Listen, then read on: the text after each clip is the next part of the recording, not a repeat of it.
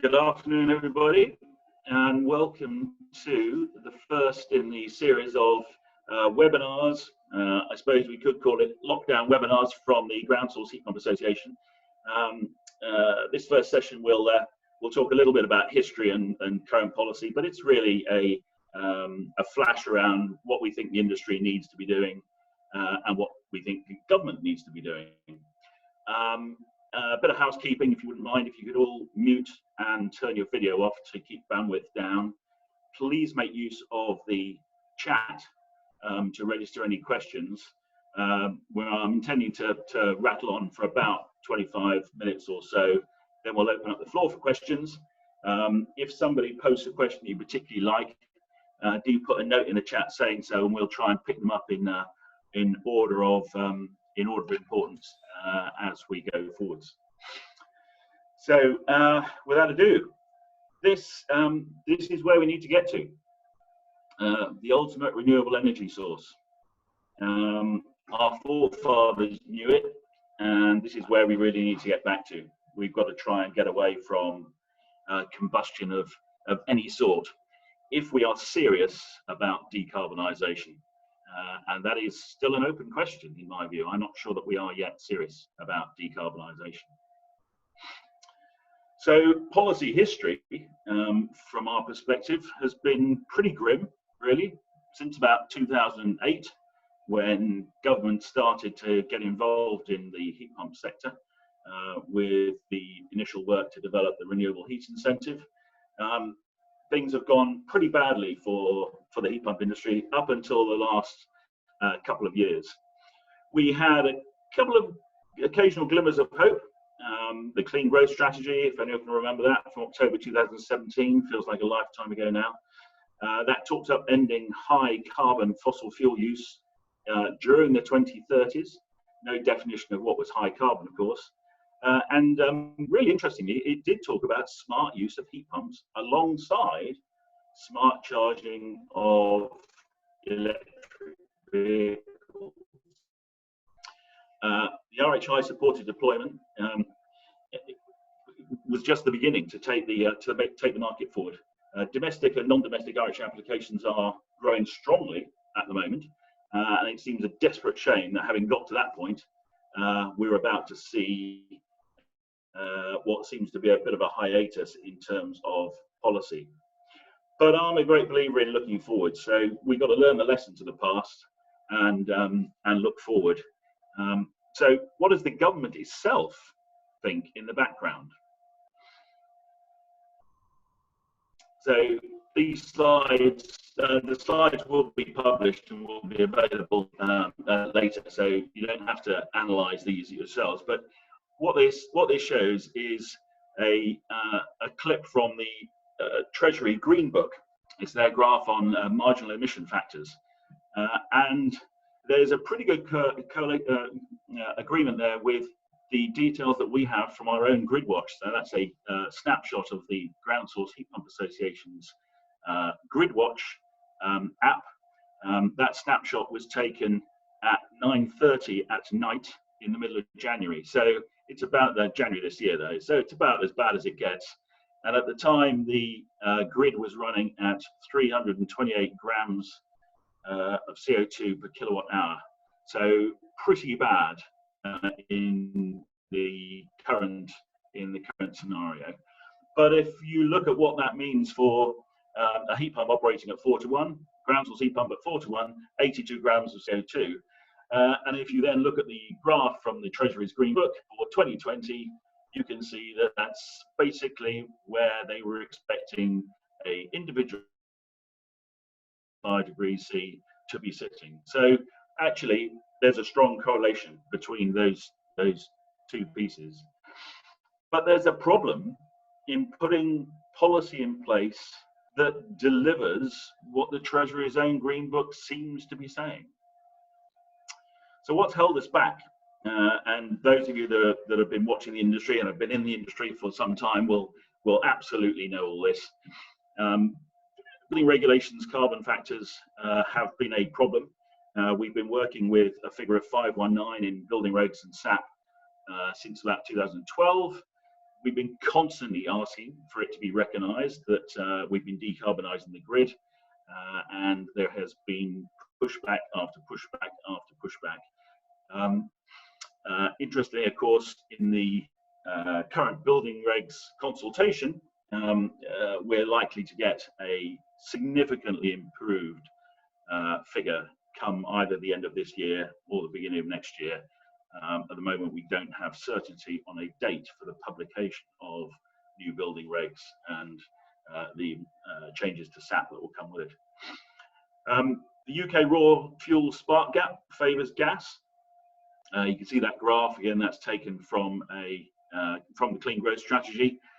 So the data's a bit old now. It's 4 years old data now, but actually not much has changed. You can see that we've got one of the lowest gas prices in Europe, and some of the highest electricity prices. I just noticed on the chat that some of you saying that the slides are not coming through well. I don't know whether that, I'm afraid, is down to bandwidth, or if everyone's got their videos off, that should help. But it may be that we've got some bandwidth problems going on, so I can only apologise. Hopefully, the audio is still coming through. Fossil fuel subsidies, green levies applied to electricity only. That's a 14 to 18% inflationary result on electricity. We got lack of robust fossil fuel standards, and that's partly about the requirements for fossil fuel deployments to include heat loss calculations and all of those things that we would find in the MCS standard for the deployment of heat pumps. We've had a core renewable subsidy strategy, of course, with the biomass situation in the early years of the RHI. We've got the interests of the incumbents to deal with. We've got consumer awareness, which is also pretty poor at the moment. And we've got the industry skills and knowledge, and it's our own heating industry skills and knowledge base. So who's right in all this? So who is supporting or planning for the mass deployment of heat pumps? Well, the Committee on Climate Change. They're looking for pretty immediate action on new build and off gas as the starting point. And they're currently updating their advice to government in light of the change to net zero. They're also working on the 6th carbon budget. So a lot of new advice coming from Committee on Climate Change this year. National Grid are also planning for significant deployment of heat pumps in their future energy scenarios of last year. Very significant deployment of heat pumps expected in order to deliver a pathway to net zero.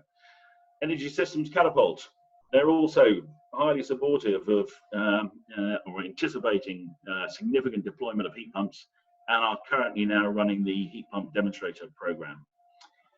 Ofgem, they're also working through their strategy of how the electrical systems will accommodate both electric vehicles and heat pumps. Europe, the Europeans, whether we're in or out, in Europe, there is significant deployment of heat pumps going on regardless. Clearly they have different factors applying to their primary energy sources in Europe in terms of costs of gas, costs of electricity, and support mechanisms for the deployment of heat pumps. But fundamentally, they are ploughing ahead at a rate that leaves us significantly behind. UK cities and other local authorities. London commissioned the Etude report probably 18 months or so ago now on deployment of heat pumps in London. Manchester has got a significant program looking at deployment of electrification. Bristol, Leeds, Oxford, I mean, the list goes on. There are any number of them that are heavily involved in decarbonisation at the moment, having already declared their own climate emergencies, of course. So we've got many situations where local authorities are ploughing ahead rather faster than central government at the moment. the DNOs, they're also planning for heat pump deployment. We have been engaged as an association with them on a connect and notify policy for domestic scale heat pumps. Clearly, it seems to me that if they felt that mass deployment of domestic heat pumps was going to start breaking the networks, they wouldn't be around the table talking about connect and notify.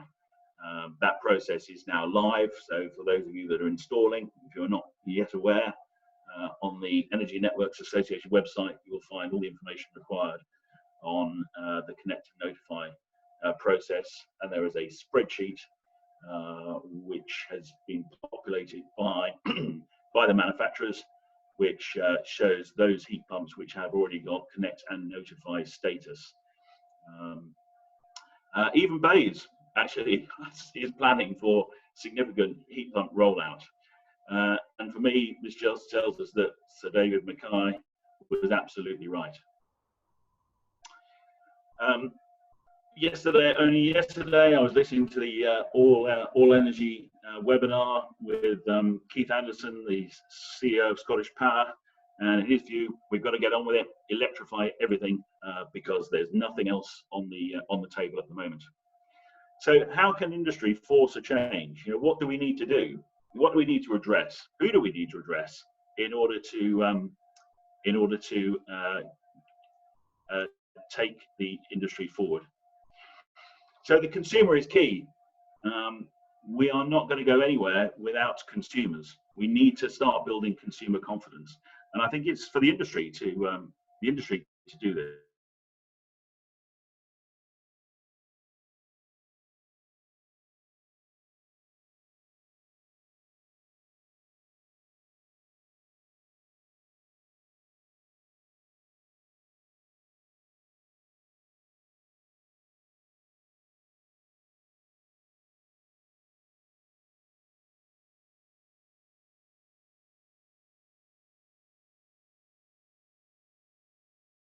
The fossil fuel sector is beginning to clean up its own act in terms of efficiencies.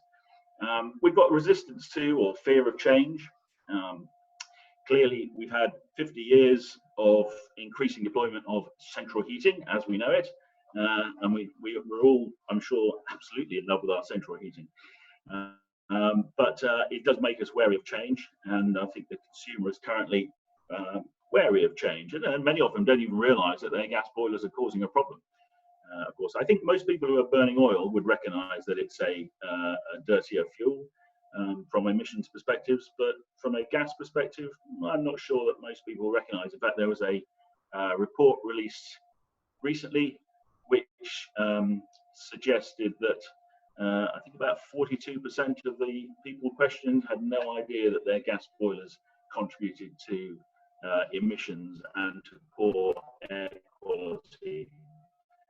I think at the moment we are suggesting around 25% of the causes of air quality in the urban environment is down to the burning of gas rather than to vehicle emissions. We've got very low valuation of energy. Now, we've enjoyed very low cost fossil fuels in the UK for a very extended period of time. Successive governments have made it their business to try and deliver predominantly gas at the lowest possible cost. And if something's very low cost, you tend not to value it that highly. And I think this is one of the reasons why we've got this resistance to insulation, why it's so difficult to get people to insulate their houses. Because at the moment, whilst they grumble about their cost of heating, cost of gas, actually the impact for them is just not strong enough, and we're not seeing that pull through the consumer demand for reduction in energy waste. We've got obviously the capital cost of change. There is a perception, it's absolutely true, heat pumps are significantly more expensive to deploy than gas-fired boilers, but that's partly a reflection of the scale of the industries, the two industries, 1.7 million boilers installed last year, something like 25,000, maybe 30,000 heat pumps. So that's part of the problem. Cost of sale is also significant. It takes a very long time to sell a heat pump system compared to just replacing a boiler. So there are opportunities, definite opportunities for costs to come down. We've got the operational cost. There's very poor recognition of whether or not deploying a heat pump will allow you to reduce your operational costs. And clearly that's a reflection of the spark gap and current price of electricity. And there's general knowledge and understanding. The consumer in general has a very poor knowledge and understanding. Why should they? There's absolutely no reason why they should. And I think at the moment, those of us in the industry who are in and out of their home servicing boilers probably also have a relatively low understanding in general, and there are exceptions, of course there are. And also I suspect that domestic energy assessors are also reasonably ill-equipped to deal with questions when they're going in and generating new EPCs for house sales, rentals, etc. On the positive side, we've got changes to environmental attitudes. So David Attenborough, biggest rock star at Glastonbury last year, Greta, of course, and increasing intergenerational pressure. So younger people, obviously, much more interested in environmental matters than those of the older generations. We've got regulations. We've got, say, the forthcoming changes to building regs. We've got MEES, minimum energy efficiency standards for rental properties, and those sorts of pressures. We obviously have the government subsidy schemes at the moment, and we need to put a better offer. We need to offer something more. We need to look at other industries. You know, the electric vehicle industry. They're offering a better ride experience. There are definitely things that we can do as an industry to improve the offer that we are making to the consumer, and that may involve some transitional approaches. You know, hybrids have definitely been talked up by many industry players as a halfway house between full electrification and fossil fuels. Interestingly, in the current proposals, the consultation proposals for heat pump support, hybrids are now being excluded. And what we have to tell people, we've got to remind people here, of course, is that for most households, they already own a significant number of heat pumps. You know, most households have got 2 or 3 heat pumps. They've got a fridge, they've got a freezer, they've probably got air conditioning in their cars. So there really isn't anything to be afraid of in that respect. We also have to address training. We've got to force a step change on heat pump training and education. So at installer level, that's a work in progress. MCS, the Heat Pump Association, ourselves at the Ground Source Heat Pump Association, and lots of other parties on the tools working on installer level training. And that will start with transition courses for installers, and will progress through to designers and other aspects of heat pump deployment. We've got apprenticeships. That is also a work in progress. So a number of our members are supporting work to get heat pumps, ground source and air source back into the apprenticeship training programs. We've got SIBSI, again, another work in progress for commercial applications. So improving the materials and the tools available to SIBSI mechanical engineers when they are designing systems for commercial buildings, and that includes of course multiple family occupancy, so stacks of apartments and what have you. I think we've also got to reach out to schools and further education. T-levels, they seem to have been flying pretty well under the radar, have not got a lot of publicity, but as from September 2020, assuming schools are back by then, or education is back working by then, there are building services engineering courses at T-level. So that is another route to getting the education through. We have domestic energy assessors, improvements to EPCs. I think we could do a lot to improve the knowledge of domestic energy assessors. And this also will drive through to the new PAS 2035 assessor training. One of my colleagues has just gone through this training. He tells me, as an assessor, the information provided on heat pumps wasn't great, but he would anticipate that that will be much stronger in the coordinator and designer roles for those deliveries in the retrofit market. And those are elements that we will absolutely need to influence as an industry. A lot of the outputs from those PAS 2035 retrofit assessments will be driven by SAP. And of course, when SAP and building regs change, we should then see another sea change in the way that those reports are starting to recommend deployment of heat pumps. At the moment, I've never seen an energy performance certificate that recommends a heat pump. We've got some new appeal. So heat pumps are increasingly IT-led. We have remote access, so complete controllers now visible over the internet, which allows you to do remote optimization. We've got weather forecasting built into controllers now. We've got the flexible tariffs and the need to be able to operate heat pumps on flexible tariffing. So all this is becoming a much more high-tech. Heating buildings is becoming rather more high-tech. And I think that potentially gives us appeal to a changing demographic at entry level. So I'd like to think that we will become an industry, the heat pump industry is one that will be much more appealing to a slightly different demographic from those that might have gone into the fossil fuel sector. And hopefully that will be an increasing proportion of women. It would be really nice to see more women coming into our industry. On current policy, what is government thinking? What are they thinking at the heart of policy determination? The evidence that I see at the moment suggests that actually we don't know. There doesn't appear to be a really long-term plan. We've had no energy white paper, and there was talk of a white paper. Whether we're still going to get one or not, I don't know. We've got a low carbon heat roadmap coming later this year. We've got the Building Regulations Future Home Standard responses coming, and again, there's no time frame on that yet. And what we are seeing from the consultation papers that have been released in April, ultra low ambitions for domestic heat pump installation support.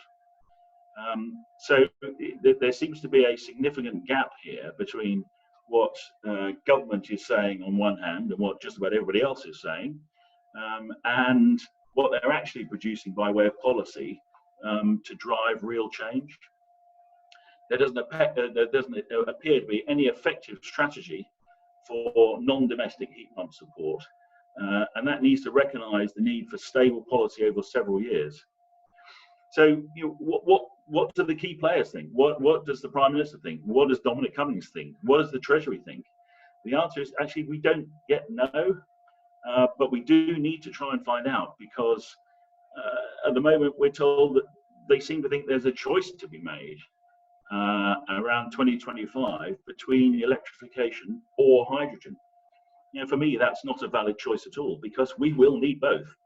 The key is to deploy the two technologies in the right place, doing the right thing, and to use a valuable resource like hydrogen to achieve 21 degrees in a building probably isn't a good use of that resource. There are so many other demands for heavy industry, fuel cells for transport and what have you. And then we've got other policy levers. We're told there are other levers, other fiscal levers. We need visibility and we need timing of these secondary factors, because we need to provide confidence to both the industry itself and to the consumer of what it is that's coming along, particularly as we move from a situation which is wholly carrot into one that is a mix of carrot and stick, and ultimately will end up wholly on a regulatory front. So what are the requirements for success in decarbonised heat? Well, get on with it is the message we're hearing from all sides. We need some clear long-term signals to make the sector investable, including the investment in training. You know, we can create really good training programs. If there's no market, visible market, there is no incentive to take the training program. So those two things are absolutely coupled. We need new funding models to reduce consumer costs, and those could include recognition of the value of assets, particularly in-ground assets for ground source, where the cost of that element can be parked somewhere else with an entity that knows how to make money from long-term assets. And also storage, the value of storage in helping reduce consumer costs, particularly with respect to load shifting. We need access to lower cost consumer borrowing. I attended a session organised the tail end of last year with a number of European presenters, European practitioners, some of them doing whole house retrofit, others concentrating purely on heat pump deployment. And their access to capital was streets ahead of where we are, and the cost of that capital was also incredibly low compared with the sort of figures that consumers are being faced with over here at the moment. We need recognition that purchasing decisions based on significant change need time, and not just time, but stable policy time. If we have housing associations, social landlords looking to make decisions about decarbonising their housing stock, you know, that isn't a movement which they can make a decision and enact in months. That takes years to go through. So we need real stable policy for a significant period of time. And that doesn't mean things have to stay the same for a significant period of time, but we need to know what is going to happen over a significant period of time. We need some steady progress on closing the spark gap. So I was really pleased in the budget that we had the first suggestion that there were going to be some levies placed on gas, initially to fund green gas, but that is a departure. So that is a really welcome move. We need recognition of the value of improved air quality. NHS costs, of course, are front and centre of everybody's mind at the moment, and premature deaths from air quality are also a significant cost. Whilst the outcomes that we're currently seeing with COVID-19 are tragic, we do have to reflect, I think, on the fact that premature deaths from poor air quality are happening each and every year, and are at a level which is scarily high. Tens of thousands, so 24 to 36,000 people a year dying prematurely because of poor air quality. And we need recognition of the value of onshoring energy, security, energy security, balance of payments, UK labour, jobs, upskilling. All of those things will absolutely have a value. So what do we need to do? We need to win friends and influence people. We need to build influence. We need to contribute to the green recovery post-COVID-19, and absolutely we can do that. We need to help government face up to the phasing out of fossil fuels, and to press on with the technologies that are available now. No, this doesn't close off or rule out any future technologies, but we cannot sit and wait for a utopian answer. It's a bit like waiting for the next model of laptop, or the next model of phone, or the next model of car. At some point, you've got to get on and buy it, and accept that it might not be absolutely perfect, but we've got to move on with it. We cannot just allow the carbon emissions mountain in our built environment to get bigger and steeper in the hope that there's a white knight coming along at some point in the future. We need to persuade government and others of the close synergy between electric vehicles and heat in an increasingly electrified world. So huge amount of effort going into preparation for electric vehicles, rollout of charging points, and what have you. And for those of us in the heat pump sector, we look at what's happening in the home with respect to EV charging, the potential for using battery storage in EVs to supplement the grid at various times. We can absolutely do the same. We can load shift with heat pumps. We can store energy with thermal storage. And that needs to be coupled with a recognition that sometimes out and out efficiency isn't necessarily the only measure. If we're load shifting and we're having to run heat pumps at a slightly higher temperature as a result with efficiency reduction, that is absolutely acceptable for the consumer's perspective if it means lower operational costs. We need to create some unstoppable momentum, and we need to develop a grand coalition in support of the electrification of heat. One of the strategies for that that the Ground Source Heat Pump Association are working on is the creation of the Heat Pump Federation.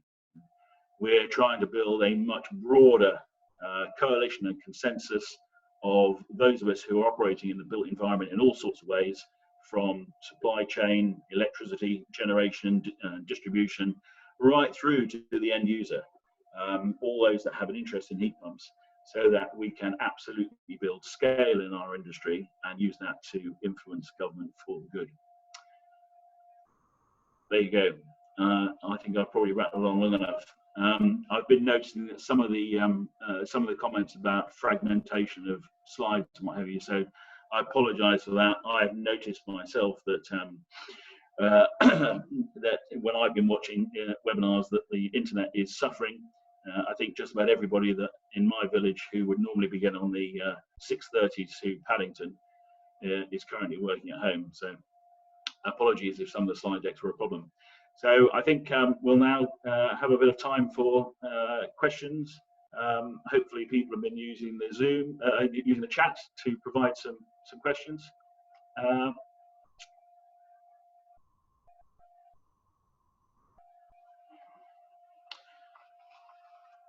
So what have we got in the questions section? If anybody wants to unmute their microphone, they're very welcome to at this point.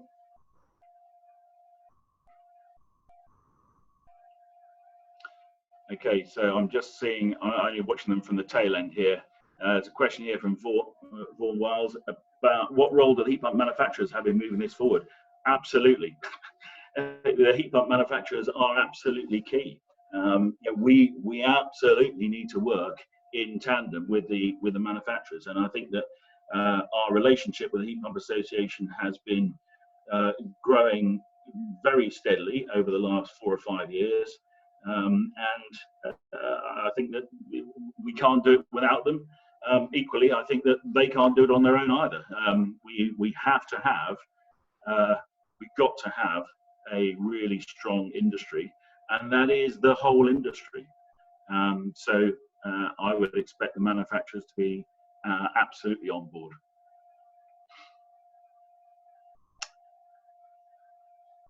I'm just scrolling through to see if we've got anything else. Anybody else want to throw up questions? Anything at all related to the industry?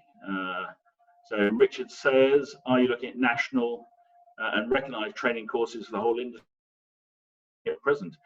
Absolutely, yes, we are.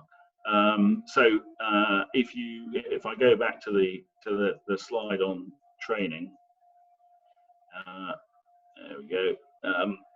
So the outputs from the installer level and the apprentice level training will absolutely be national and qualified training courses delivered by all of the existing training houses that you expect, and through many of the manufacturers' own training resources, of course. There is also, for those of you that are interested in such things, there's also a further strand of training improvements going on in a development of a shall we say, a heating systems installer course, and that is designed at providing for the fossil fuel sector to improve the way that fossil fuel systems are deployed. So it will include heat loss calculations, it will include pipe sizing, pump sizing, it will include system balancing, hydraulic balancing. as a sort of precursor, both for traditional fossil fuel boiler installation training, but also it will feed into to heat pump training. What else have we got here? Andy Howley, one of these slides shows all manner of people are rowing their own boat regarding electrification. How do we get them to the same port? Well, that's a very good question, Andy. That is the key here, and this is, for me, this is why we need to build this grand coalition, because we need to pull all of these people into the same boat, so we all arrive in the same port at the same time. And I think it's only with that sort of scale and that sort of critical mass that we will actually build some genuine influence over government. I sense that, you know, a lot of BEIS is with us, but we seem to be losing something when we get up to very high level core policy formulation. Are we able to address fuel poverty, wider adoption of heat pump technology? Yes, we are, absolutely. I think if you look at the fantastic examples of the work being done by Kenza through their contracting arm, places like Enfield, you will see that they're displacing a lot of night storage heaters, for example, with ground source heat pumps using shared ground loop technologies. Absolutely, the costs, operational costs and comfort levels are improving. So we're trying to get people from thinking of poverty. We're thinking in terms of comfort poverty. And we can, the technology, heat pump technology can absolutely deliver improved comfort at lower cost. There's a lot of resistance to switching to heat pumps as a primary or sole heat source for a building. This is from Mike Diamond. In our building, there is a thought process that we can have heat pumps, but need to have gas boilers as a backup. How can we start to convince organisations to trust a heat pump in the same way as they do a boiler, which obviously is not 100% reliable? Yes, you're right. I mean, this is something that that I've come up with when I was an installer, and I spent several years installing heat pump systems. There were frequently questions asked about reliability, and this is where the potential for hybridization actually is relatively strong and may have a role to play in this transitional period, so that people have the security blanket of still having their fossil fuel boiler sitting in the background. And in many instances, what I found, personal experience here, is that we would leave residual boilers, and frequently that was oil, because a lot of the work I was doing was off gas, big rural stuff. We'd leave in oil-fired boilers, and a year later you'd go back and you say, well, how much oil have you used? And they say, well, it's never run, so you can take it out now. So I think it's all about this confidence, and this is why it's important for me that as an industry we do spend more time addressing the consumer, because we have to get that confidence level up.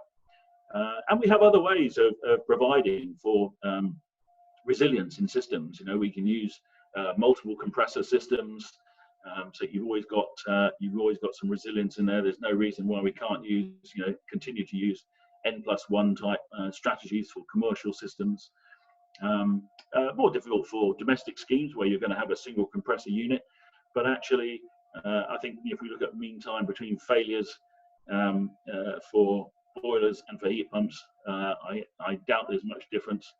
I suspect actually heat pumps probably a little bit more robust, and certainly would have a longer life, a working life cycle than a condensing boiler as things currently stand. From Jim here, I see one. Any updates? I just noticed EST. Any updates from the EST field trials that show more decent real-life performance? We need decent evidence to convince ourselves and clients that they work. Jim, I don't know whether you're a practitioner or whatever, but the Energy Savings Trust field trials data is now accepted as an invalid data set, and in fact we are now engaged on a new piece of work with the Energy Savings Trust where they have effectively accepted that they wiped the slate clean and are starting again. We had a similar problem with the renewable heat premium payment data set, which again was has now been accepted as being unrepresentative and didn't actually deliver. But you're right, we do need some more data. And in fact, the heat pump demonstrator program, which is currently being run by the Energy Systems Catapult, is aimed at gathering exactly that.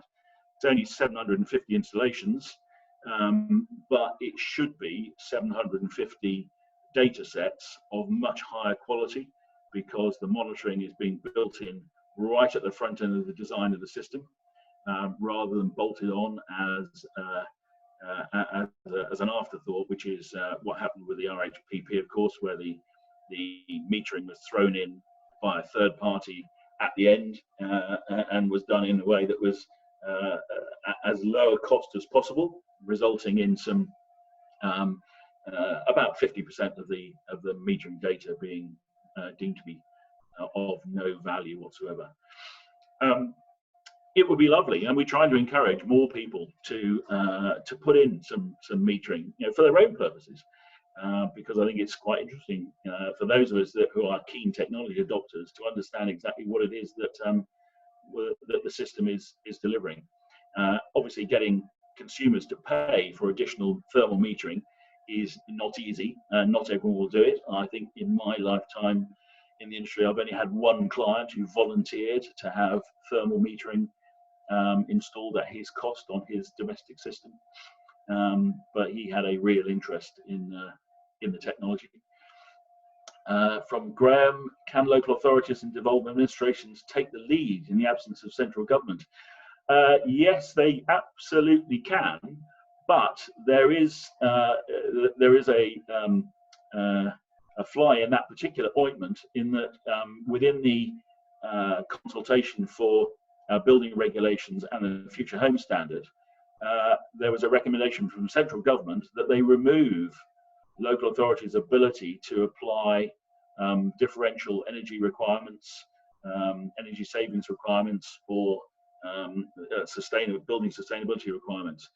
I think that would be a retrograde step, and I'm hoping that many local authorities will have spotted that and will be arguing against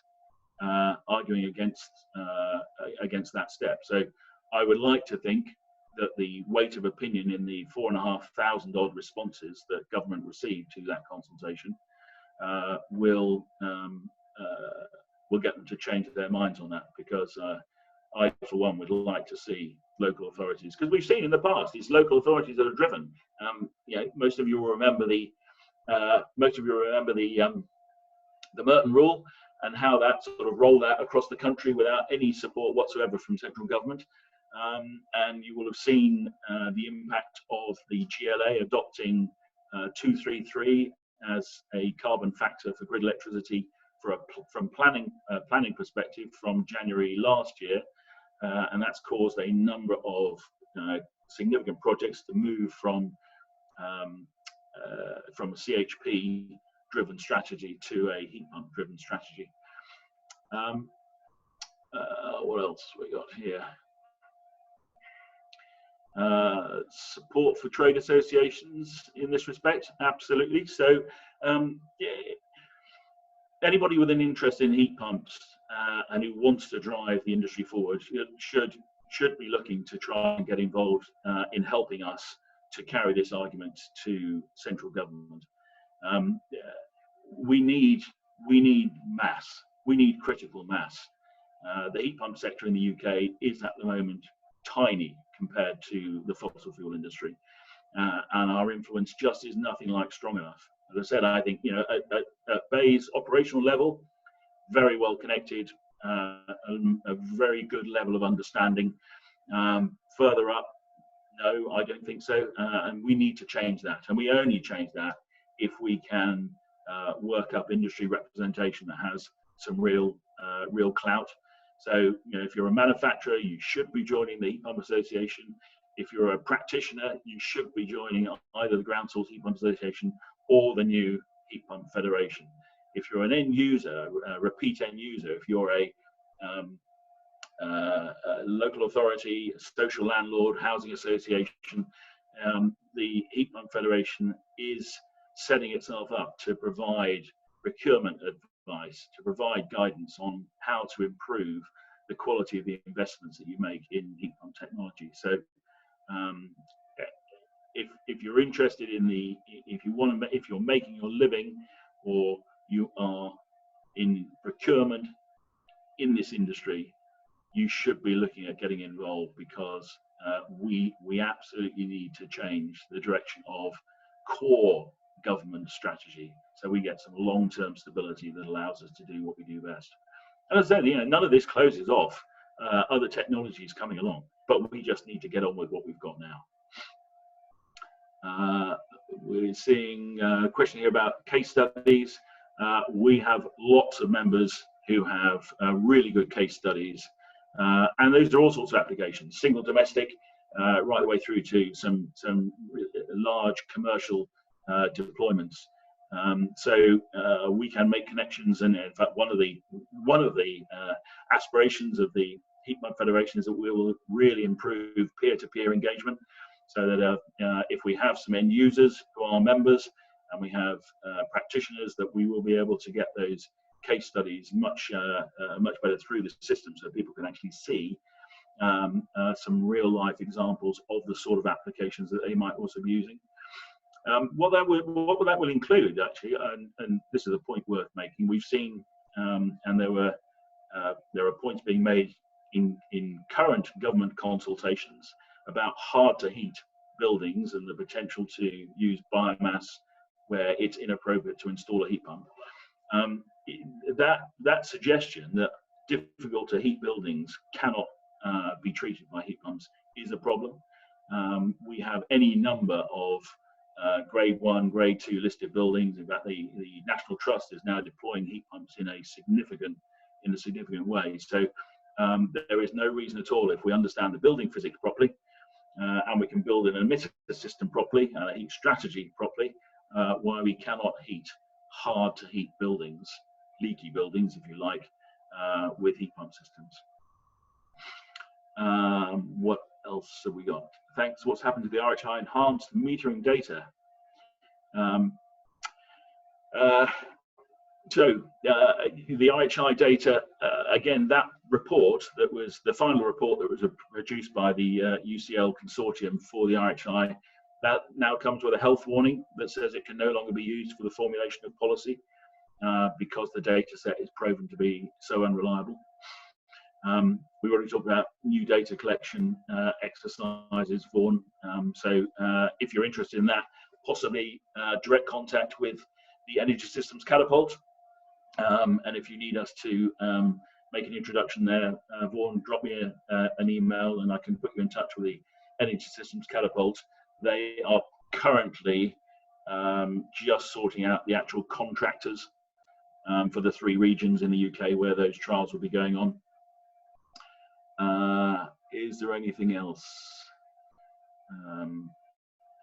Looks like we might be there. Laura, Charlotte, are there any questions back up through there which I have? Yes, Bean, there was a. Can you hear me? Yep. Yep. There's a good question from Jim.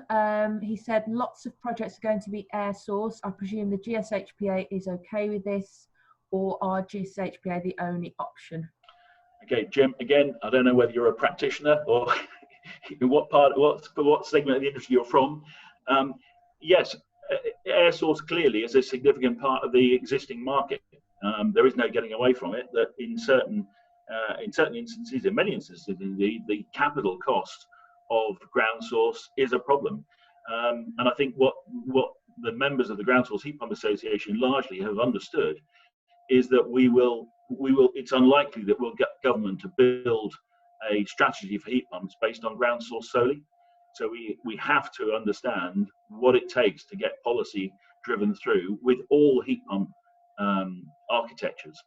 And so the Heat Pump Federation is welcoming of all architectures: ground source, water source, air source, exhaust air even in the right place, in the right types of buildings, and hybrids. And I think that's necessary. I think we don't have a choice, because I don't think that we will get government to build a good policy environment based on ground source only.